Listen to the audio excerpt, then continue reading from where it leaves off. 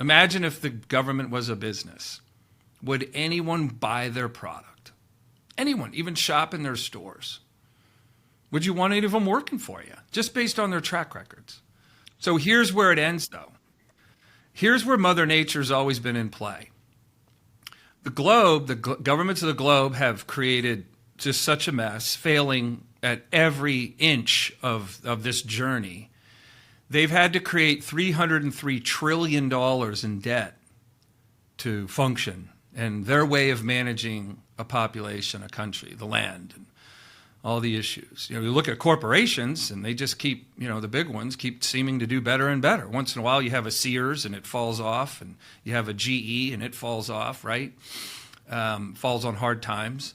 But those businesses have to be cunning and efficient and inventive and forward-looking, or they do disappear like the dinosaurs. And the government has an endless supply of money, it thinks. But eventually there's that bankruptcy that comes because all the currencies around the world, and I'm not a trained economist and I'm not a financial advisor, are being destroyed to keep the lights on tomorrow. And that process eventually ends because then the currencies are worth nothing. If you think about inflation, that's caused by, let's say, the dollar was sitting on the 100th floor of a skyscraper, and reality was down here on the ground floors where we toiled away and saved and had a decent life by the time we were in our 30s, right? And then the government decides it's going to create money out of thin air, which brings the dollar down to the 3rd floor, and costs and asset values are up here. You're at the 97th floor now, and the dollar's at the 3rd floor. It's worth 3 cents. So for every floor, just consider that a penny. Well, they're not going to stop. I know you might think they can. You might even think it's a conspiracy to destroy the world. Who knows? But to me, it's just folly. They're just terrible at the job they've been given. When the dollar is at the ground floor, this gets up to the top, and then it meets the dollar down at the ground floor at 0. So everything implodes because it's supported by creating money out of thin air, which will stop the carbon demand that we currently have. This is how Mother Nature works. We're not going to escape her domain. We're never going to live in a world without financial gravity, even though the governments have been trying to produce that since Nixon kicked off the idea in 1971 when he took financial reality out of the picture, when he removed gold as a thing of money or backed the paper money. When he removed that reality from our financial picture, we could then live in a disreality. And here we are 53 years later, seeing the output of that decision. It's just like the government decided that booze was immoral and they created prohibition. What did that give rise to? A crap ton of crime and murder and drinking in dark corners and quiet, speakeasies. So we had to drink in secret. Their ideas are horrific. That's why the framers thought a tiny government you never heard from would be the best, other than the state you live in. And it would have stayed that way if they didn't break this massive principle of destroying a country's currency to have more stuff and more power, thinking that just money would solve more problems, right? What is it about gold that seems to make it thrive when there's political and financial upheaval going on around the world? Great question. Think about it. By design, can it be made by the government? Is it made in a lab? So it's really hard to find. It's a unique element, right? They're both gold and silver on the periodic table, right? Is the dollar on the periodic table? Is the pound? So man-made stuff's not on the periodic table. So it's got a pristine virtue to it, where it really doesn't need to be used for much else other than jewelry. Gold's used in airbag sensors. Silver's obviously used in things that are electronic. You don't need tons of it, but there is tons of electronic products out there, so it does get sucked up into the industrial world. But they're very special because you technically don't really need it for any other purpose in your economy, and it doesn't expire. Like oil will go bad, gasoline will just fall apart if it has a short lifespan.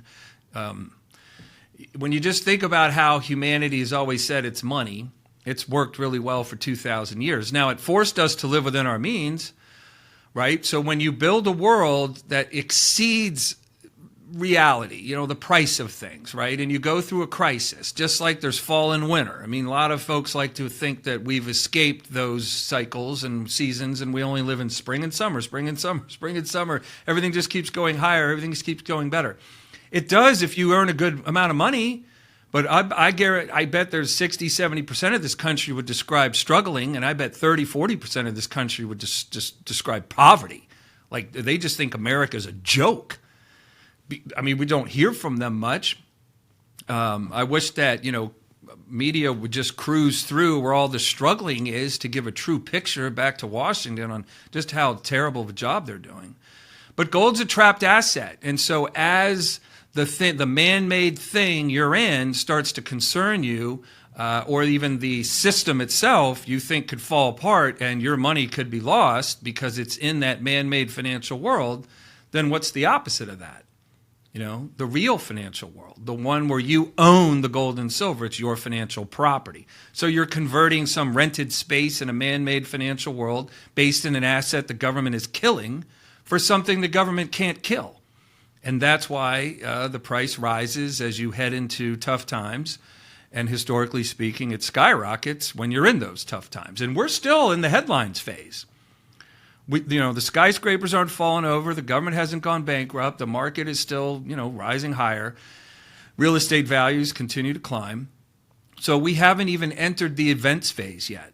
Would this be a good phase for somebody to consider maybe looking into acquiring some silver or gold? Yeah, I plead with people to realize, right, that there's a time to hold them and a time to fold them and a time to walk away. That's reality. That's a true description of the patterns that we live in. And so how many more scary headlines and facts and figures do you really need? And then you just simply understand that all one is doing is relocating their savings away from known risks. Known. And as you're 60, 70, 80, are you supposed to be at, Vegas betting your mortgage money on black or red and spinning a wheel? It's time to move harder. And I'm not an advisor, and this isn't advice, so if it sounds like that, forgive me. But doesn't it make sense that if these are the headlines you've been seeing for a long time now, they continue to get worse and worse? Isn't that like warning that you'd want to shift gears and put a heavier weight on asset value preservation, your savings? If it's in the dollar, it's in that world of risk. As we look back at all the reserve currency countries before us, and we look back at the 10 recessions we've been through in America just since World War II, they are repeating. And last point, if you notice 08 and you notice 2000 and you notice 92 and you notice the recession, they're a lot more destructive and painful than the one we went through before and before that. 08 was a hell of a lot worse than 2000. 2000 was much more destructive than 91, 92. So they seem to have much more destructive consequences than the one we went through before. So if you think 08 was bad, well, this one probably is a great deal worse. And looking at the numbers, it's got to be. And that's one thing about math. It can't lie. If you build your basis of understanding on the story of mathematics, you are looking at exact facts.